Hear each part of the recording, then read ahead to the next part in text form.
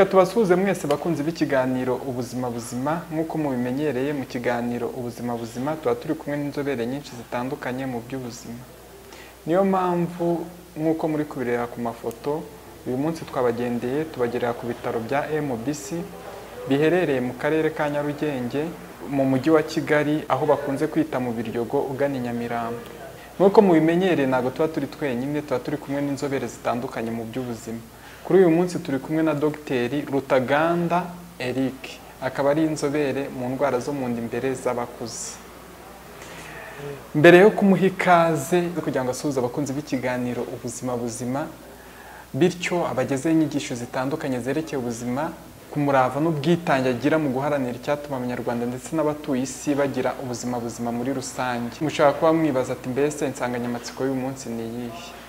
Insanganyamatsiko y'uyu munsi tugiye kuvuga ku kibazo n'indwara muri rusange yo kwituma bigoranye, ariyo bakunze kwita constipation. Ni naryo zina rizwi cyane n'abantu benshi batandukanye. Ushobora kuba wibaza ati mbese kwituma bigoranye ni iki? Kwituma bigoranye biterwa n'iki? Kwituma bigoranye ni bihe bimenyetso nshobora kwiyumvaho mu gihe nituma bigoranye? Mbese byakirindwa gute? Ni izihe ngaruka umuntu ashobora kugira mu bijyanye no kwituma bigoranye? Ndetse n'ibindi bibazo bitandukanye nibyo Dr. agiye kutugezaho ku buryo burambuye, bityo tugakurikiza inama atugira ndetse natwe tukagira icyo dutoramo. Bakunze b'ikiganiro ubuzima buzima, mushobora no kwibaza n'ibibazo by'amatsiko, akibaza ati mbese umuntu mukuru baba bamwina? Tuzi ko nk'umwana mutoya iyo yanze kwituma mu giturage bamushyira igisusa mu kibuno cyangwa n'isabune n'iki bakamwina, ariko mbese umuntu mukuru nawe iyo kwituma byanze baba bamwina? Ibibazo byinshi mwibaza mugiye kubisobanukirwa bijyanye no kuri constipation. Ariko tutaraha umwanya Dr. reka twibutse abakunzi b'ikiganiro ubuzima buzima gukora subscribe mukabisangiza n'abandi, bityo bakarushaho kugira ubuzima buzima birinda indwara, kuko nicyo bino biganiro bigamije no kugira ngo abantu basobanukirwe byinshi byerekeye n'ubuzima bwabo bwa buri munsi, bityo birinda indwara, ndetse n'ababa barahuye n'ikibazo cyo kurwara ya ndwara tubashishikarize kujya kwa muganga habegereye, bityo babafashe barushaho kugira ubuzima buzima. N'uwaba ufite ibibazo bitandukanye byerekeye n'ubuzima ashobora kutwandikira muri commentaire cyangwa akandika kuri WhatsApp kuri nimero areba kuri ekara zanyu, bityo akabaza ibibazo bitandukanye, byaba ngombwa tukazabashakira abaganga b'inzobere bo kuri ibyo bibazo bakazabibasubiza, kuko ni mwebwe tubereyeho duharanira icyatuma mugira ubuzima buzima. Reka tuba kwibanda mu magambo nyirizina, dukore icyatuzanye nubwo nabyo biba bikenewe. Reka duhe umwanya Dr. Rutaganda Eric, akaba ari inzobere mu ndwara zo mu nda imbere z'abakuze, abibwire ndetse ahita akomerezaho muri rusange bya bibazo twese twibaza byo nakomojeho hejuru. Tubahaye ikaze Dr. Nitwa Dr. Rutaganda Eric, umuganga w'inzobere mu ndwara z'imbere mu mubiri, ariko by'umwihariko nkaba nkunda kuvura indwara zifata inzira y'ibiryo. Uyu munsi rero nifuje ko tuganira ku ndwara yo kwituma bigoranye izwi ku izina rya constipation, ariko iyo uvuze kwituma bigoranye rimwe na rimwe ntabwo byinjira neza muri iryo jambo nkatwe abaganga uko tubivuga, kuko ushobora no kwituma bitagoranye ariko nabwo akaba ari constipation. Mu bijyanye no mu myigishirize y'ikiganga, constipation ni ijambo rikoreshwa iyo umuntu yituma inshuro zitageze kuri 3 mu cyumweru, ariko iyo ugiye mu biyiranga nibwo hazamo kwituma bigoranye. Rimwe umuntu akaba yakwituma umusarane ukomeye umeze nk'amahurunguru, cyangwa se ibyo bita kwituma impatwe, cyangwa se kwituma bikakugora ukawumva umusarane uri mu kibuno ariko ajya kusura bikanga. Ikindi, constipation mu bimenyetso biranga harimo kuribwa mu nda cyane. Umuntu akaribwa, hari n'igihe indi byimba ukagira ngo ni nk'ikibyimba kirimo, muganga asuzuma akora kunda agasanga ni ikibyimba cy'umusarane. Iyo ari cy'umusarane uragikandakanda ukacyumva ko gikandika. Umuntu ashobora kwibaza ati se constipation yabiterwa n'iki? Ifite impamvu nyinshi zitera zitandukanye, ariko ahanini ibintu bitera constipation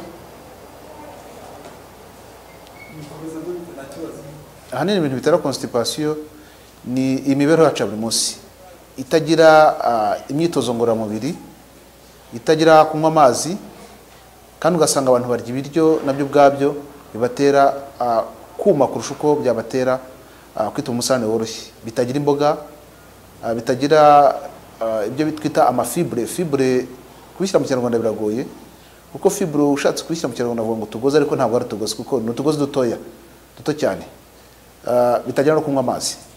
Burya amara yacu rero iyo uryamye narasinzira, bivuga ko akenshi izo ngaruka z'imibereho umuntu aba ahinduye nicyo gitera constipation. Ikindi kintu gishobora gutera constipation ni izindi ndwara nazo ubwazo, hakazamo indwara yitwa diyabete y'isukari nyinshi, nayo ni bimwe mu bimenyetso umuntu ashaka kuza avuga ati ngewe sinituma umusarane usohoka, birangora. Wapima isukari ugasanga iri hejuru cyane, kikaba nacyo cyaba kimwe mu bimenyetso. Hari indwara zifata inyama ibana mu ijosi y'umwingo, cyane cyane imisemburo iri ku rugero rwo hasi cyane, ibyo bita hypothyroid, nabyo bishobora kugutera kugira constipation. Hari n'izindi ndwara zijyanye n'imitsi, nk'abantu bagize stroke, amara nayo ntabwo agenda burya, nabwo ntabwo umusarane usohoka. Ariko hari ibintu tujya tukunda no kubiteramo nk'ikiganiro tuvuga ngo ni amara y'Abanyafurika. Abantu bagira amara maremare pe, ku buryo niyo winjiyemo ushaka kuyareba mu bizamini dukora byo kurembera mu mara, ugasanga amara ni maremare ntubashe no kuyarangiza. Abo ngabo na umusarane uratinda cyane, ugasanga nabo bafite constipation, umusarane utinda mu nzira. Wongeye kuri ibyo ngibyo, wenda umuntu amaze kuvuga constipation ishobora no kuza kubera ko amara yawe atari maremare, nta ndwara urwaye, arasunika neza, ariko asunika agahura n'ikintu kiyatangira. Abo ni abantu uzasanga bafite nk'ibibyimba mu mara. Bivuga ko constipation ishobora kuba imwe mu bimenyetso, cyane cyane ku bantu bakuze, simvuge ku bantu b'abasore bakiri batoya, ku bantu bari mu myaka 40 kuzamura, ishobora kuba kimwe mu bimenyetso bya mbere byo gutekereza ko kanseri y'amara nayo ishoboka. Binasobanura wenda nanigiye kure ko kugira constipation ntabwo ari ikintu cyo gufata mu rugo ngo uryamane. Bivuga ko ugomba kujya kwa muganga bakareba muri bya byiciro aho uherereye.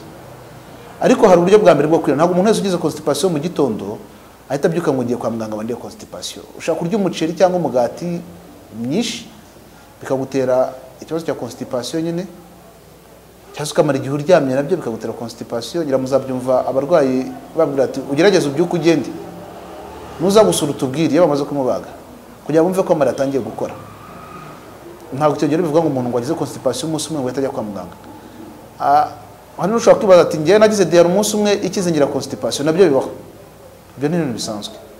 Ariko iyo constipation iri kuba n'ibimenyetso biteye ubwoba, utakaza ibiro, kwituma amaraso, kuba mu muryango we hari undi muntu wigeze kurwara kanseri yo mu mara, aho ngaho tukangurira umuntu kwirukankira kujya kwa muganga. Umuntu ashobora kuvuga ati umuti wa constipation se ivurwa gute? Kuvura habamo uburyo bubiri burya kwa muganga tuvura. Uvura icyateye indwara, ukavura n'ibimenyetso irimo guteza. Constipation irimo kuguteza kubabara, hari imiti yabugeneye itangwa itari paracetamol, ahubwo imiti ifasha amara kudakomeza gukora gusunika ku buryo bubabaza, bazita antispasmodique. Hakana imiti ifasha umuntu kwituma, ushobora gucisha mu kibuno hasi cyangwa se ukanywa kugira ngo ujye mu mara ujye koroshya bya bindi. Ariko umuti usumba byose ni ukwibuka imibereho yawe ukayihindura.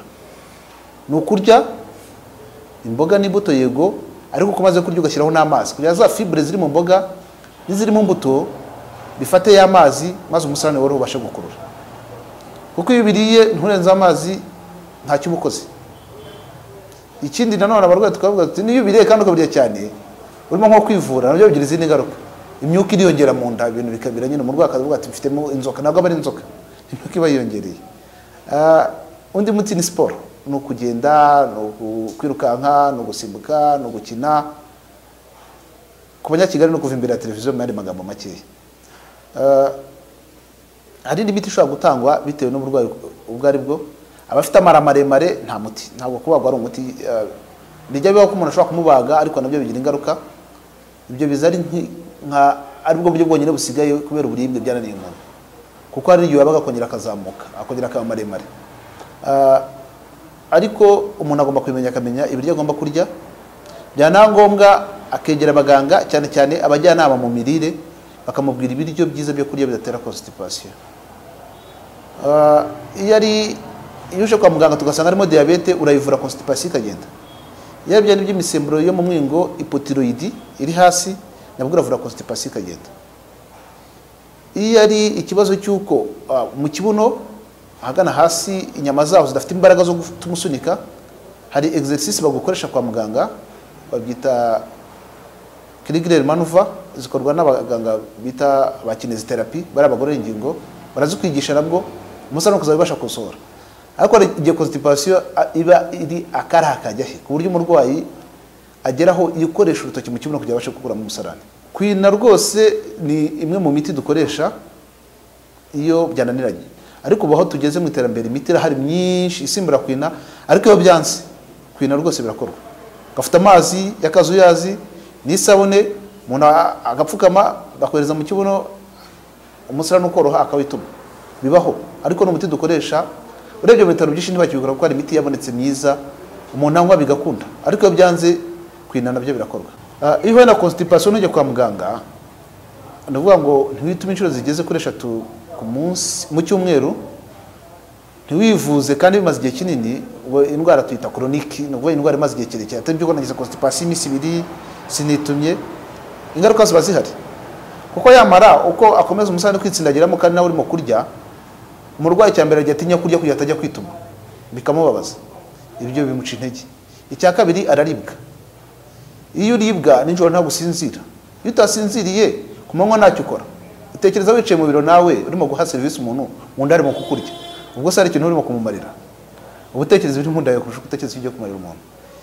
Nuvuga ngo n'iterambere ry'umuturage ntabwo rikunda kuko ubuzima bwe buhora muri ibyo ngibyo. Wava kuri uru rwego noneho ukongera ukamenya ko constipation igira ingaruka kumara. Uko amara akomeza gukora ako kazi karekare agenda asa nayo nacika intege, akamera utuntu ku ruhande batwita diverticule, tukaba twazamo ibibyimba bikaba byabaza umurwayi, rimwe n'amara akaba yapfumuka cyangwa se bikangwa kwa mubaga. Ikindi nababwiye constipation ishobora kuba kimwe mu bimenyetso byekara ko umurwayi afite kanseri. Kanseri ngira ngo yamara iravurwa, umurwayi zivurwa, ariko umurwayi atabimenye ikaza kumenyekana yararengeje urugero yaramaze kujya no mu zindi nyama iramwica. Niyo mpamvu constipation ntabwo ari akantu ko kwihererana. Hari indwara tujya tubwira umuntu uti wajya kuri farumasi ukagura umuti umutwe wakuri, ukagura paracetamol, mu nda akabaza gacyo ukanywa omeprazole, ariko constipation imaze ukwezi amezi 2 ujya kwa muganga ukamenya ikibyihishe inyuma. Akenshi anogira constipation ni imibereho yacu ya buri munsi, lifestyle. Nuvuga ngo kurya ibiryo bitatu muko ugira constipation, kunywa amazi, gukora siporo, ntabwo ari gukina football iminota 90 cyangwa magana ngahe. Ubundi umuntu wese agomba gukora nibura iminota 30 ku munsi, agakora imisi 5 mu cyumweru, nuvuga ngo ni total iminota 150. Ibyo bifasha amara. Izo nizo nama za mbere.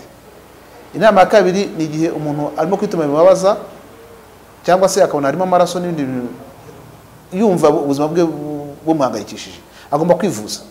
Ntabibike ngo ngo nzajya ngo ejo bundi ngo nzajya kureba ntacyo ndaba, kugira ngo ejo utazareba byararegeje ko amagara araseseka ntabwo ayorwa.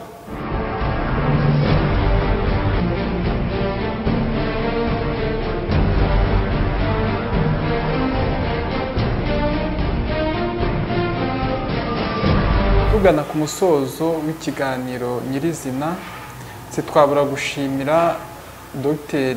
Rutaganda Eric ku murava n'ubwitange agira mu guharanira icyatuma abanyarwanda bagira ubuzima buzima ndetse n'abatuye isi muri rusange. Reka namwe tubashimire abakunzi b'ikiganiro ubuzima buzima baherereye impande zitandukanye z'isi bumva ikinyarwanda bose, ndetse reka dushimire n'ubuyobozi bw'ibitaro bya MBC ku murava n'ubwitange mu guharanira icyatuma ababigana bose bagira ubuzima buzima, bityo birinda indwara n'abahuye n'ikibazo cyo kuba barwara za ndwara babafasha, babaha ubufasha. Ye mwari muri kumwe ni Imanishimwe René Sadiki, mukomeze mugire ubuzima buzima.